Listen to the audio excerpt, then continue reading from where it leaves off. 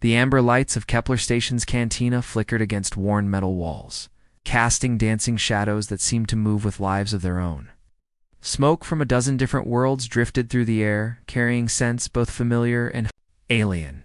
In the furthest corner of the establishment, where the constant hum of life support systems created a cocoon of white noise, Commander Vexera sat alone at his usual table. The Zephyrian veteran's appearance commanded both respect and unease from the other patrons. His once proud military bearing remained intact despite the years, but war had left its marks. Arm replaced what enemy fire had taken during the siege of Proxima Base, its polished chrome surface reflecting the cantina's dim lighting. For golden eyes, each capable of seeing different spectrums of light, surveyed the room with the practiced wariness of someone who had seen too much combat. Vexera raised his glass with his remaining organic hand, watching the synthetic alcohol swirl in patterns that reminded him of nebulae he had once navigated through during wartime. The liquid burned as it passed through his modified throat, a necessary adaptation that allowed him to process the various atmospheric mixtures found across the galaxy. The pain was familiar, almost comforting in its consistency. The cantina buzzed, with the usual mix of traders, diplomats, and military personnel on leave. Conversations in a dozen languages created a constant background murmur, punctuated by the occasional burst of laughter or heated argument. Most gave the scarred Zephyrian a wide berth, recognizing the insignia tattooed along his neck that marked him as a veteran of the Void War. 3 young figures approached from across the room, their hesitant steps betraying their nervousness. The first was a Centaurian cadet, her blue-tinged skin marking her as recently graduated from one of the inter-system academies. Her uniform was crisp and clean, bearing the gold stripes of a junior officer. Beside her walked a human exchange student, barely out of his teens, his eager eyes bright with curiosity about alien cultures. The third member of their group was an Altarian, his multiple arms fidgeting with obvious anxiety as they drew closer to the legendary figure. Word traveled fast in the close quarters of a space station. Stories and rumors spread like wildfire through the corridors, growing more elaborate with each telling. The tale of the alien commander who had fought alongside human forces during the most brutal conflict in galactic history had become something of a legend among the younger generation of military personnel. The Centaurian cadet cleared her throat softly as they reached the table. Her voice carried the formal precision of academy training when she spoke. "Commander Vexera, sir. We were hoping, that is, we were wondering if you might tell us about the war, about what it was really like fighting with humans." Vexera.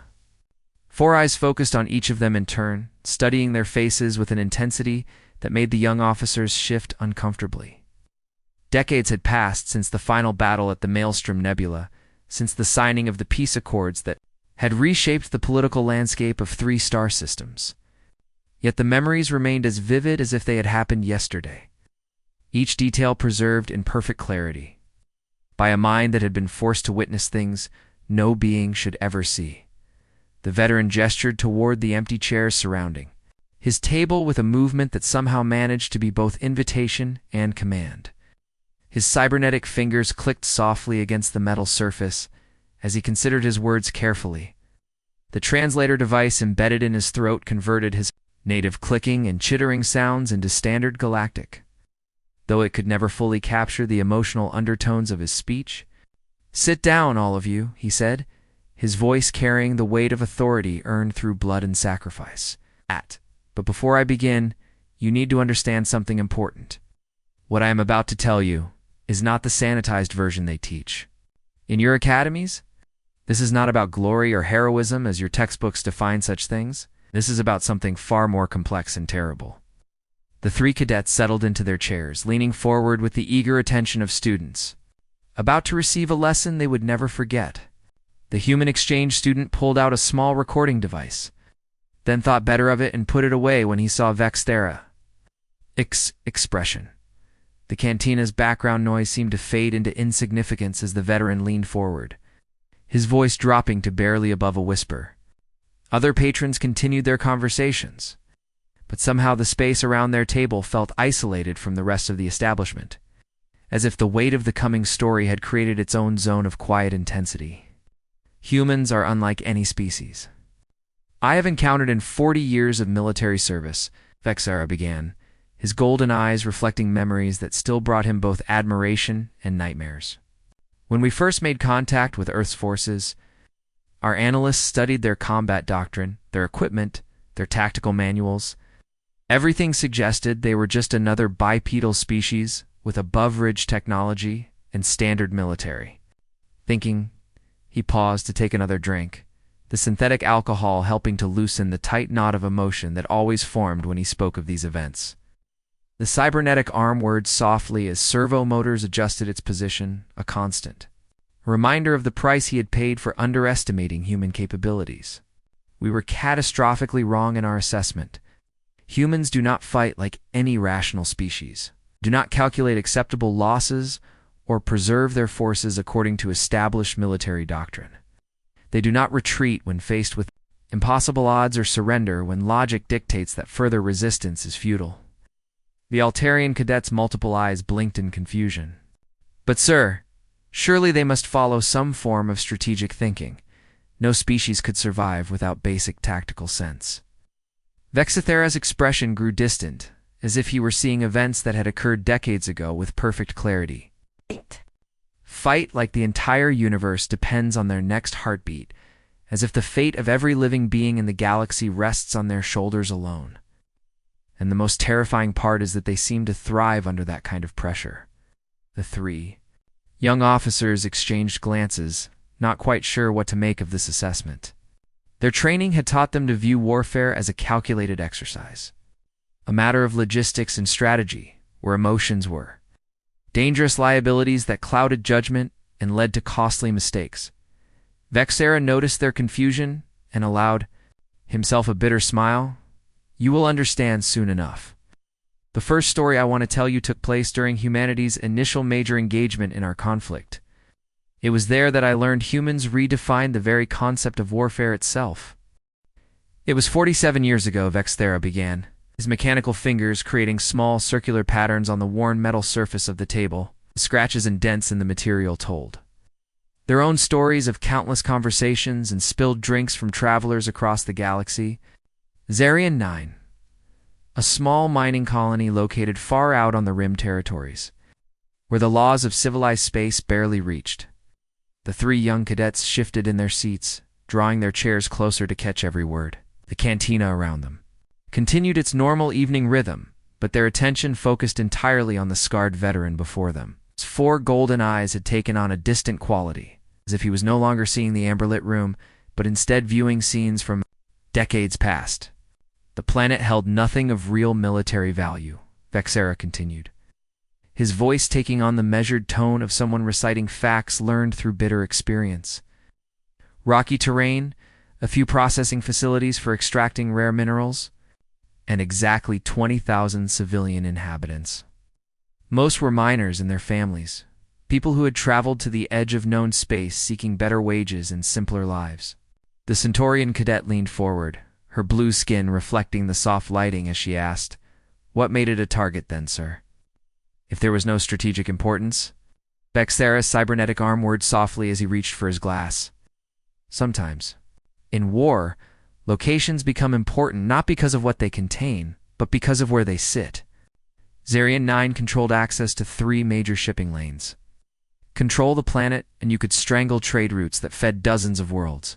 His voice grew harder as he continued the tale. The Ravager fleet appeared without warning on a Tuesday morning, local time. 43 heavy cruisers, twice that number of destroyers, and enough fighters to blot out the sun. Intelligence later confirmed they had been planning this assault for months, waiting for the perfect moment when our patrol schedules would leave the system most vulnerable. The human exchange student, barely older than 20 standard years, swallowed nervously. His academy training had covered historical battles, but always in the abstract terms of strategy and tactics. This felt different, more real and immediate. "My task force consisted of 14 ships," Vexera explained, his organic hand clenching slightly around his drink. "Good ships with experienced crews, but we were outnumbered 3-1 before the first shot was fired." "The mathematics?" of space combat are unforgiving. When facing those odds, standard military doctrine across every civilized species dictates the same response. He paused to take a measured sip of his synthetic alcohol, letting the burning sensation ground him.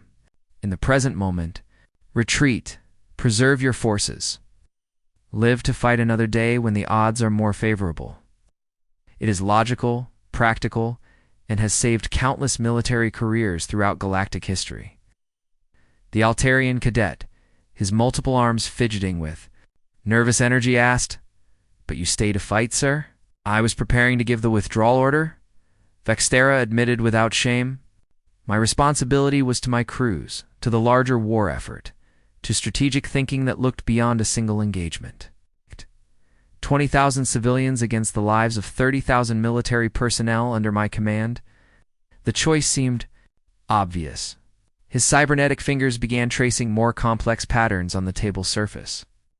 Unconscious movements that betrayed the emotional weight of the memories he was sharing. That was when I received a communication from the planetary surface. Captain Jake Morrison of the 3rd Human Marine Regiment had just landed with 200 of his soldiers. The veteran's voice took on a quality that the 3 young officers had never heard before. Something that mixed genuine admiration with a kind of horrified fascination. I contacted Morrison directly, explained the tactical situation in clear terms, told him that our evacuation ships needed 6 hours minimum to lift off all the civilian population. 6 hours against overwhelming enemy force? Vexthera's 4 eyes focused intently on each of the cadets in turn, making sure they understood the weight of what he was about to tell them. Captain Morrison listened to my assessment, acknowledged the odds, confirmed that he understood exactly what I was asking of him and his Marines. Then he responded in that calm, matter-of-fact tone that humans use when they are about to do something completely insane. The cantina seemed to grow quieter around their table, though the background conversations continued unchanged. As if the intensity of the story being told had created its own zone of focused attention. Morrison said, "Roger that, Commander. We'll buy you 12 hours, not 6 hours, which was what the evacuation actually required. 12 hours. As if time was some kind of commodity that humans could simply decide to purchase with their own blood and sacrifice. The human exchange. Student felt a strange mixture of pride and terror at hearing about his own species described in such terms. His academy classes had taught him about tactical thinking and strategic planning, but nothing had prepared him for this perspective on human nature. Vexthera's cybernetic hand suddenly clenched into a fist, the servos whining under the unexpected stress. What happened next changed everything I thought I knew about warfare, about courage, about the mathematics of military engagement. I watched from orbit as those 200 Marines established defensive positions around the main civilian shelters. His voice became quieter, forcing the cadets to lean even closer to hear his words. Sergeant Lisa Parker, a woman barely 5 feet tall according to human measurements, positioned herself directly in the path of the main enemy advance. She used her own body as a living shield between the attacking forces and a group of children, too young to understand what was happening. The Altarian's multiple eyes blinked rapidly as he tried to process this information. His species valued individual preservation as the highest virtue, making such sacrifice nearly incomprehensible to his cultural background. Private Tom Blake, 22 years old, with a wife and newborn child back on Earth, found himself surrounded by enemy soldiers in a critical choke point. Rather than surrender or retreat, he activated every explosive device he carried and detonated his own position. The blast took out 30 enemy fighters and held the line for another hour. Vexthera finished his drink in a single swallow, alcohol helping to numb the emotional impact of memories that still felt fresh despite the passage of decades. I watched these humans transform cold military mathematics into something intensely personal. Every calculation about acceptable losses became a question of individual faces and names. His voice carried a note of wonder that bordered on reverence. When our evacuation finally completed 13 hours later, exactly 17 of Morrison's Marines were still breathing. 17 survivors out of 200 who had faced impossible odds and somehow held their ground long enough to save 20,000 strangers. The three cadets sat in stunned silence, trying to comprehend the implications of what they had just heard. Their training had never prepared them for this perspective on human military doctrine. That day taught me the most important lesson of my entire career, Vexera concluded. Humans do not fight wars the way we understand them. They fight for individual people, for faces they can remember, for futures they may never see, but believe are worth dying to protect. Vexthera's for golden eyes seemed to lose their focus on the present moment, staring through the cantina walls as if seeing scenes that existed only in his memory. The cybernetic components in his skull hummed softly as old neural pathways activated, bringing back images he had tried for decades to forget. His organic hand reached unconsciously for his glass, finding it empty, while his mechanical fingers began their familiar drumming pattern against the scarred metal table. "Fortress Maelstrom," he said, the words falling from his lips like stones, dropped into still water. The name carried weight in military circles throughout the galaxy, a place where conventional warfare had been turned on its head and redefined entirely. If you truly want to understand what makes humans the most dangerous species in known space, you need to forget everything you think you know about their technology or their weapons. The three young cadets waited in expectant silence, their drinks forgotten as they absorbed every detail of the veteran's demeanor. Something in his posture had changed, a tension that spoke of memories too vivid and too terrible to be comfortable. "The real terror lies in how they hunt," Vexera continued, his voice taking on a quality that made the Altarian cadet shift nervously in his seat. The word hunt carried different meanings across various species, but when applied to sentient beings in a military context, it suggested something primal and deeply unsettling. The Altarian's multiple arms moved in the gesture his people used to express confusion and concern. "Sir, when you say hunt, do you mean their tactical approaches or something more fundamental?" Yes. Cybernetic I-word, as it refocused on the young officer. I mean they move and think like apex predators that evolved specifically to work together in coordinated groups. Every other species I have encountered treats warfare as a necessary evil, something to be conducted with maximum efficiency and minimum risk. Humans approach combat like it is their natural element. The cantina around them continued its normal evening rhythm, but their corner table had become an island of intense concentration. Other patrons gave them a wider berth now, sensing the heavy atmosphere that surrounded the veteran's storytelling. "My reconnaissance unit had been pinned down behind enemy lines for 6 hours, Vexeta began, his mechanical fingers creating complex patterns on the table surface. Enemy artillery had found our range and was systematically destroying our defensive positions. We were dug into whatever cover we could find in the rocky terrain, taking casualties every few minutes." The human exchange student leaned forward, his young face showing the kind of eager attention that his instructors back at the academy would have recognized. This was real combat experience being shared, not theoretical exercises or historical analysis. "Standard military doctrine in such situations is absolutely clear," the veteran continued. "You establish communication with command, request air support to suppress the enemy artillery, and wait for heavy weapons to arrive, and even the odds. It is logical, rational, and has saved countless lives throughout galactic military history." Vexeta paused to signal for another drink, his cybernetic arm moving with the precise mechanical efficiency that marked all his movements. The serving drone glided over silently, refilling his glass with the synthetic alcohol that his modified biology could process. The situation was becoming desperate when Lieutenant Colonel Mike Stevens arrived with his Marine unit. He continued, taking a careful sip of the burning liquid. "I contacted him immediately, explained our tactical situation, and requested that he coordinate with Orbital Command to bring in the heavy support we needed." The Centaurian cadet, her blue-tinged skin reflecting the amber lighting, asked, "What was the enemy position like, sir? How were they dug in?" "Fortress Maelstrom was exactly what its name suggested," Vexera replied, his 4 eyes growing distant again. "Solid concrete construction, 3 meters thick. Automated defense systems covering every approach. Overlapping fields of fire that made direct assault mathematically impossible. It should have required orbital bombardment to crack, followed By weeks of careful siege work, cybernetic fingers resumed their drumming, the metallic sounds creating a rhythmic counterpoint to his words.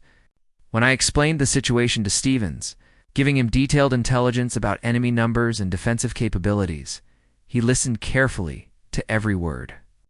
Then he looked up at that fortress, studying its walls and gun positions with the kind of attention a craftsman gives to a particularly challenging project. The veteran's voice took on a note of something between admiration and horror. Stevens smiled. Not the confident expression of a commander who had received good news, but something more primitive. Something that reminded me of the carnivorous species from my homeworld when they caught the scent of prey. The three young officers exchanged glances, not entirely sure what to make of this description. Their training had emphasized the importance of maintaining professional demeanor and emotional control in combat situations. No air support was available, Vexthera continued. Heavy weapons were committed to other sectors of the battle. Standard doctrine would have required us to maintain our positions and wait for the tactical situation to improve. Stevens looked at his Marines and said something I will never forget. The cantina's background noise seemed to fade as the veteran's voice dropped to barely above a whisper. "Boys, looks like we're going old school," that was all he said. But somehow every Marine under his command seemed to understand exactly what he meant. Vexthera's organic hand began to tremble slightly as he recalled what happened next. What followed was unlike any military operation I had witnessed in 4 decades of service. Humans call it getting medieval, a reference to ancient warfare on their homeworld, but it was something far more sophisticated than primitive violence. The human exchange student felt a strange mixture of pride and unease as he listened to this account of his species' military capabilities. Nothing in his academy training had prepared him to hear humans described in such terms. They moved like pack predators that had evolved specifically for coordinated hunting, Vexthera explained, his cybernetic components humming as old memories surfaced with perfect clarity. Sergeant Anna Rodriguez began flanking to the left while Corporal Dave Wilson created a diversion at the main gate. Every movement was perfectly timed, as if they were following a choreographed plan they had rehearsed for years. The Altarian cadet's multiple eyes blinked rapidly as he tried to process this information. But sir, how could they coordinate such complex movements without communication, equipment, or detailed planning time? That is exactly what made it so terrifying, Vexthera replied, his voice carrying genuine awe. They anticipated each other's actions, covered each other's weaknesses, and adapted to changing circumstances without any apparent communication. Private Kelly Thompson crawled through a drainage pipe barely wide enough for her body, a root. That should have been suicide for any rational being, his cybernetic hand clenched into a fist as he continued. I watched through my scope as these humans, armed with nothing but combat knives and improvised explosive devices, systematically dismantled a fortress that should have required orbital bombardment to breach. They turned individual weakness into collective strength, making every disadvantage work in their favor. The 3 cadets sat in stunned silence as Vexthera finished his account. But the most terrifying part was not their tactical skill or their coordination. It was the expression on their faces as they worked. They enjoyed it. They were most completely alive when death was most certain. The most disturbing thing about humans, Vexthera said slowly, his voice carrying the weight of someone who had witnessed something that fundamentally changed his understanding of an entire species, is not their ability to destroy or their willingness to die for their beliefs. What truly haunts me is how they can prepare for the worst possible outcomes while simultaneously working toward the best ones. He stared into his nearly empty glass, watching the last drops of synthetic alcohol swirl in patterns that reminded him of stellar formations he had seen during his years of military service. The amber liquid caught the cantina's lighting, creating tiny reflections that seemed to hold memories of their own. The 3 young cadets had grown quiet over the course of the evening. Their initial excitement about hearing war stories gradually replaced by a deeper understanding of the psychological costs such experiences carried. They exchanged worried glances as their instructor's voice took on a quality they had never heard before, something hollow and haunted that spoke of events too complex for simple categorization. Sigma Station Vexera began, the name emerging from his lips like a prayer or curse. A neutral meeting point in the Arcturus sector built specifically for diplomatic conferences between hostile parties. The architecture was designed to promote peace, with flowing curves and soft lighting, meant to encourage cooperation rather than confrontation. The veteran's cybernetic eye made small adjustments as it focused on memories from decades past, the mechanical components humming softly as they processed information that had been stored in perfect digital clarity. The peace negotiations with the hegemony had been ongoing for 6 standard months. Every major power in the sector had sent their best diplomatic minds to hammer out an agreement that would end 3 years of brutal warfare. His organic fingers traced the rim of his glass, a nervous habit he had developed during the long months of recovery after losing his arm in combat. Ambassador Rebecca Clark represented human interests at the conference. She was everything you would expect from a career diplomat, soft-spoken and thoughtful, with decades of experience in finding peaceful solutions to complex problems. The Centaurian cadet leaned forward slightly, her blue skin reflecting the warm lighting as she asked, "What made her different from other diplomatic representatives, sir?" "On the surface, nothing at all," Vexthera replied, mechanical fingers beginning their familiar drumming pattern against the table. "She spent weeks building personal relationships with delegates from every faction. I watched her share meals with former enemies, exchange cultural gifts, find common ground where none had existed before. Her commitment to achieving peace seemed completely genuine." The human exchange student felt a surge of pride hearing about his species' diplomatic efforts, though something in the veteran's tone suggested this story would not have the straightforward heroic ending he hoped for. The breakthrough came during the 3rd month of negotiations, Vexthera continued, his voice taking on the measured tone of someone recounting events that had been analyzed and reanalyzed countless times. Ambassador Clark proposed a framework for shared resource management that would have benefited all parties involved. Even the most hardline factions began to see possibilities for cooperation. He paused to finish the last drops of his drink, the synthetic alcohol providing a brief respite from the emotional weight of the memories he was sharing. The cantina around them had grown quieter as the evening progressed, with many of the other patrons having departed for their quarters or other destinations. Everything changed on a Tuesday morning during the 4th month, Vexera said, his cybernetic components worry as they accessed stored data with perfect precision. A radical faction within the hegemony decided that the peace process had gone too far, that their leaders were being manipulated by human diplomatic skill. The Altarian cadet's multiple arms shifted nervously as he sensed the direction the story was taking. His species had strong cultural taboos against hostage considering it one of the most dishonorable acts possible in civilized society. They struck during the lunch recess, when security protocols were at their most relaxed. The veteran continued. 12 armed insurgents took control of the main conference room, capturing 23 delegates, including 3 of my own intelligence officers who had been providing security briefings. Vexthera cybernetic. I made rapid adjustments as he recalled the chaos of those first few minutes after the crisis began. Standard diplomatic procedure in hostage situations is well established. Across all civilized species, you begin immediate negotiations, offer concessions to reduce tensions, and work toward a peaceful resolution that minimizes casualties. His voice grew colder as he continued the account. The other diplomatic teams immediately began preparing compromise offers, discussing which territorial concessions might be acceptable to secure the release of the hostages. It was rational, logical thinking based on thousands of years of successful diplomatic precedent. The 3 young officers waited in tense silence, understanding that something fundamental was about to shift in the narrative they were hearing. When the lead insurgent presented his demands to Ambassador Clark, she listened carefully to every word, Vexera said, his organic hand clenching slightly around his empty glass.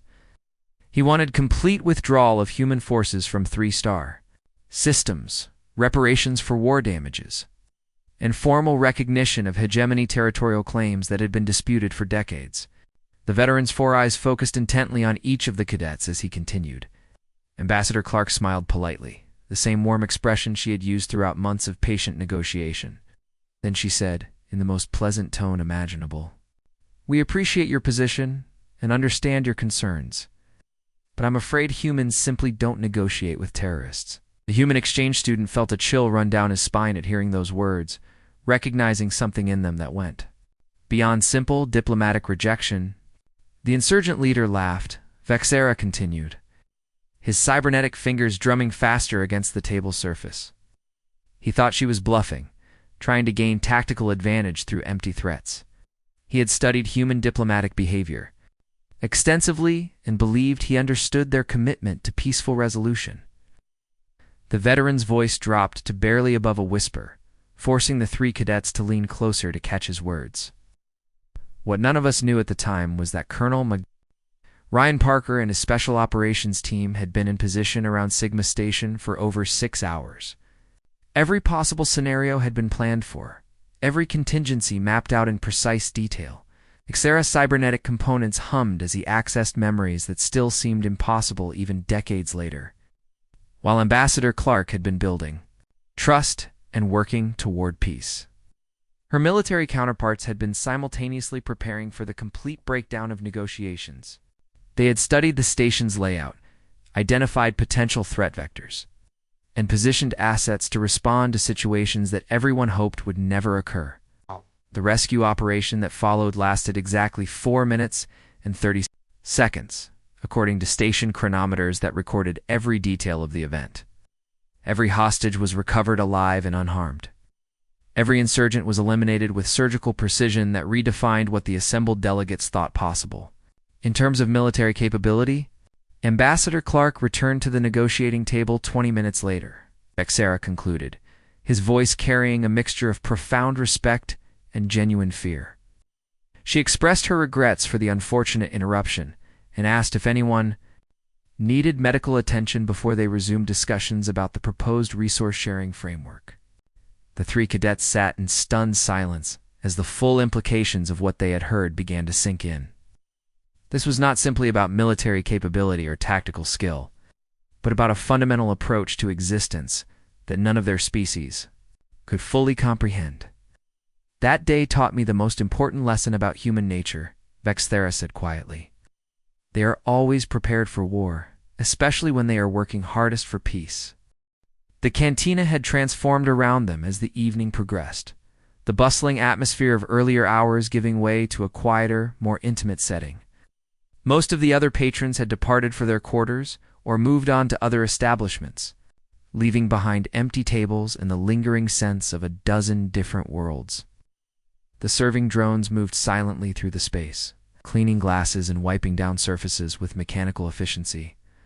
Only the three young cadets remained at Vexera's corner table, their initial excitement about hearing war stories having evolved into something deeper and more profound.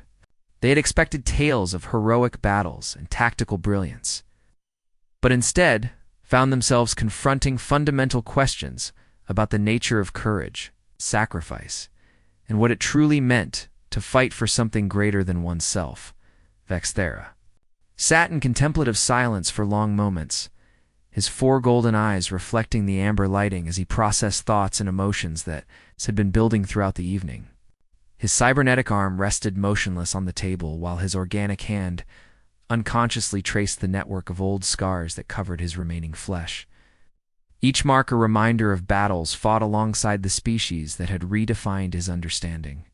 Of warfare itself, the veteran's breathing had grown slower and more measured as he prepared to share the most difficult part of his story, the conclusion that had taken him decades to fully comprehend. When he finally spoke, his voice carried a weight that seemed to fill the entire cantina, drawing the attention even of the mechanical servers as they went about their duties. "You want to understand what truly haunts me after all these years?" he asked, his gaze moving slowly from one cadet to another. "It has nothing to do with the violence I witnessed, though there was plenty of that. Many species throughout the galaxy are capable of terrible violence when circumstances demand it. It has nothing to do with their technology or weapons systems. Because other civilizations possessed superior equipment and more advanced military hardware, his cybernetic fingers began their familiar pattern of movement against the table's surface, creating small metallic sounds that provided a rhythmic counterpoint to his words. The three young officers leaned forward, understanding that they were about to receive the most important lesson of the entire evening. "What haunts me is how humans transformed everything we thought we knew about strength and weakness," Vexera continued, his voice taking on an almost reverent quality. "Every other species I have encountered treats emotional attachments as dangerous liabilities in combat situations. We are taught from childhood that personal feelings cloud judgment and lead to tactical mistakes that cost lives." The Centaurian cadet shifted in her seat, her blue-tinged skin reflecting the soft lighting as she processed this unexpected direction in the conversation. Her own military training had emphasized the importance of maintaining professional detachment and making decisions based on cold logic rather than emotional considerations.